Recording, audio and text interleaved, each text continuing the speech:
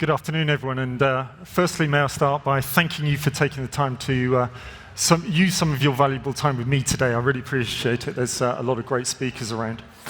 So, as mentioned, I'm Richard Robinson. I'm with Similarweb. And what I want to do over the next 10 or 15 minutes that we've got together is talk to you about how to predict in an unpredictable world. And let me start by coming up with a phrase that I'm sure you've heard a lot this week, which is about we're living in unprecedented times. And you may think it's a bit trite to actually say that, but the critical thing for me is that we need to understand the environment within which we are living. And we are living in those really challenging and unprecedented times. So let's put some context around it.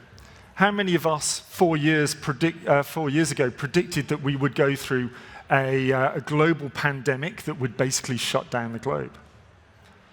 How many of us would have predicted 18 months ago that there'd be a major land war taking place in Europe?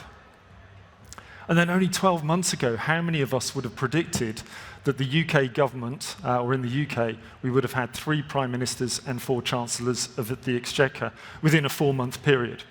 So that really highlights the speed of change and the unprecedented, unpredictable nature of what's actually happening in the world. So what I'd like to do now is talk about the concept that I believe that marketing is a microcosm of our society. So what's happening in society is being reflected in marketing, and most of us here, that's our role and what we're doing. And the way that I see it is there's continual changes. And so if we look at the way that the channels that our customers and our prospects and consumers are engaging with is changing dramatically. We all know the facts that it took YouTube 8 years to get to 1 billion users, and Facebook 7 years, and Instagram 5 years. So the speed and the acceleration of those changes are really going faster and making it more difficult. I mean, now TikTok is the most shopped social media channel in the UK. But it's not only about consumer channels that they're using. It's about the whole ecosystem that we've developed over the last 20 years. That's changing and changing dramatically. So, and this can be articulated no better than just the conversations that I've heard this week around the move to a cookieless world. Then in addition to that, we're working in an environment where regulation is getting tougher and harder, and the regulatory powers are having more control over what we can and cannot do. And so that whole environment is changing as well. And coupled with that, actually, consumer behavior is changing. I mean, who would have guessed that Gen Z in the UK would have given up the age-old culture of booze and binge drinking and moved to a far more low and no alcohol environment, which is actually creating new categories. And finally, technology is changing. Hands up those in the room that had heard of ChatGPT last November. So there's a smattering. Today, we all know about ChatGPT. We all know about generative AI and the impact that's having on what we're doing as marketeers. And it's either falls into one of 2 camps. One is it's the savior, it's the panacea of all of our marketing ills. The other one is that it's actually the death knell for creative marketing. So again, how do we predict in this world? Now, the ultimate aim is that we are able to start to expect the unexpected, predict the unpredictable, because this will help us not only mitigate risk, but help us identify new opportunities. And I know it's very easy to stand up here and say that, and actually doing it is a lot more difficult. So very quickly, why do I think Similarweb are very well placed to talk about this? Where our goal and our vision is to create the most accurate and actionable digital insight and data so that every business can win in its market. And we do this by collecting and creating unique sets of data that empower our customers to not only understand the trends, but able to act and react to those trends very, very quickly. So, the unexpected world. Let me just bring some of this to life for you. So, a couple of things, hands up here, a couple of things that I did not predict that were going to happen. So I didn't see that the size, scope, and depth of the economic crisis that we're in would be so big. I actually thought that as we came out of COVID and lockdowns stopped happening, that we'd see almost a golden age of consumerism. We'd see consumer confidence grow. We'd see consumer spend grow. We'd see greater productivity in the workforce. That hasn't happened. Linked to that, I didn't see that we'd be so hamstrung by the industrial action that's following that. It almost reminds me of my childhood, of the kind of the early 1980s, where the economy was really struggling because of that. And then finally, one thing that I absolutely didn't predict was the impact that 2 people within 45 days could have on our economy. Now, one thing I perhaps should have been able to predict, but I didn't, was the fact in the last 12 months, internet access or web traffic has actually declined by 12% in the UK. I've spent most of my career talking about the growth of digital, the growth of online, and the impact that's having on consumers and on businesses. And now we're actually seeing a decline in that. And that's really quite a struggle, not only for us as marketeers, but also for business planning and such like. So I want to talk about a couple of models that economists have developed. The first one revolves around buying behavior in any times of economic challenges. This is where we see a shift from buying of luxury and large-scale goods down to something that's more manageable. And this is called the lipstick effect. And the lipstick effect means that I can't afford to go on this holiday, but I'm going to buy myself something that is good for me and makes me feel better. And we see this through our data. We see that overall, traffic to websites related to cosmetics and beauty has gone up. Admittedly, in the UK, it's only 1%, but that's against a benchmark of a decline of 12% in the overall market. So what, I hear you say? Well, what I can see from the data is you can actually start to understand, how do I win in this market? Who are the retailers that I should be partnering with? Who are the ones that are growing? Where should I be putting my advertising and marketing dollars? And also, which organizations should I avoid, should I not partner with? So by providing that data, that helps you understand that business strategy. Another economic model that people talk about in times of economic crisis is around the impact on housing. So what we see is that house prices tend to fall, the housing market tends to struggle, and people don't move quite so frequently. What we've seen in the past is that when people don't move house, they tend to invest in their own properties, the ones they already live in. So we see gardening projects, we see lots of spend on DIY. But what we're seeing now is that known truth is simply not happening. We see that searches and website visits for people around the DIY sector have actually decreased.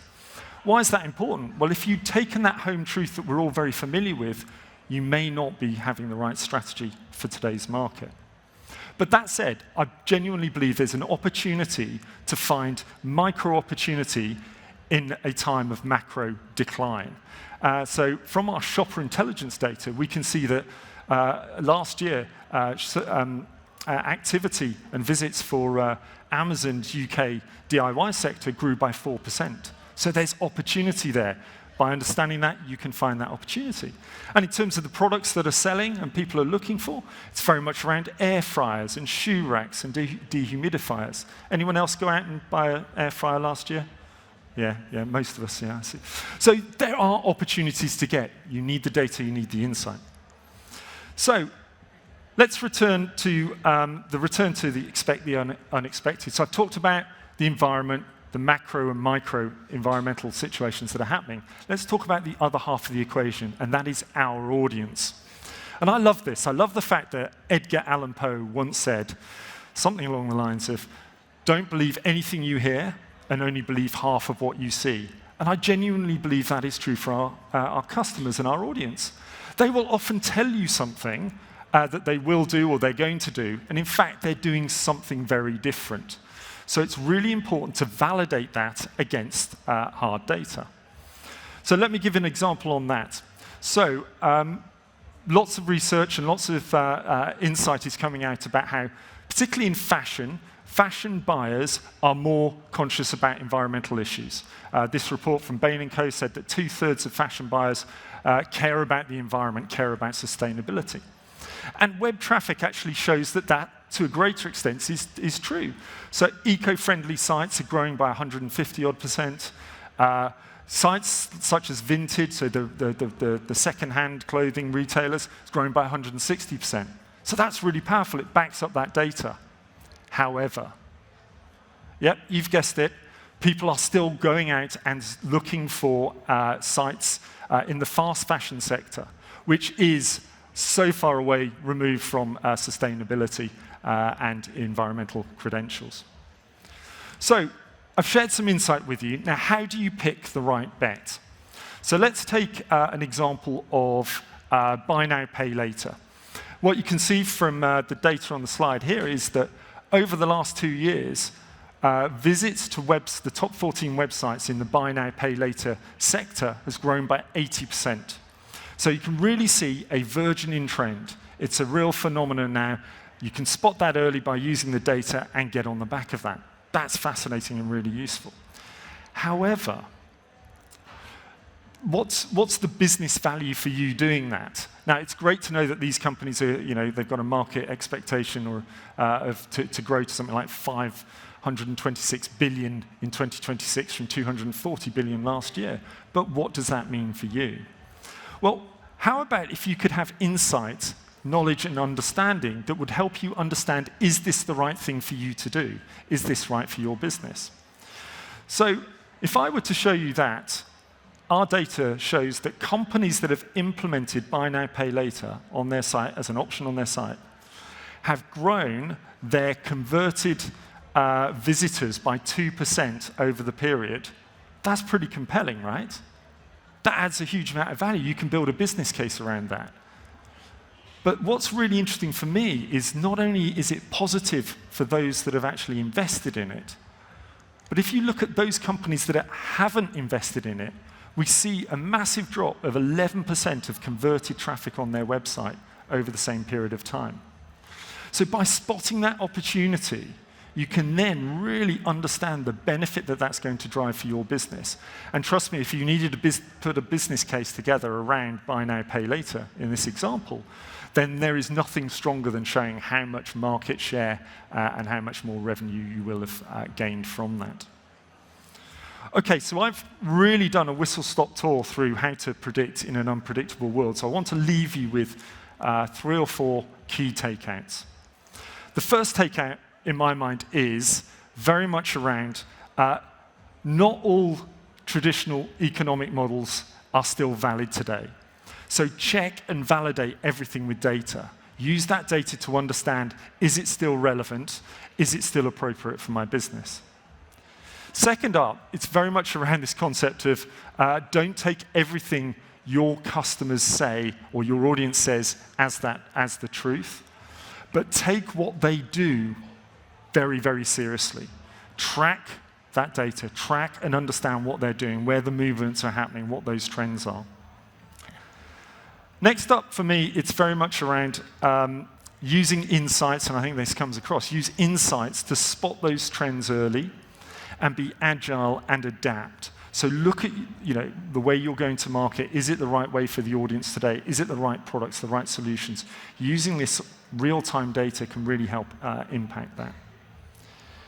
And then next up is look for micro opportunities in a time of macro decline.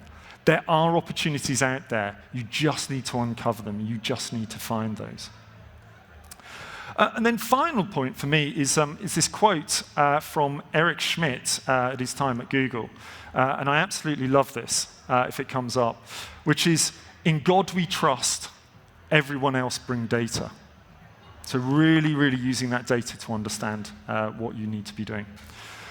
Thank you very much for your time. What I would say is if you want more data about, more insight in some of the data that I've shared today, we have a report, the e-commerce, State of E-commerce report. Come to our cabana and we'll be very happy to share a copy of that with you. Also, if you want to find a nugget of insight about yourself, your companies, or your competitors, again, go to our stand, and we've got a whole team of people there that can show you something that you will not know about your brand or your competitors, but you can go and implement a solution about as you get to the office tomorrow morning. Thank you very much indeed for your time. Thank you.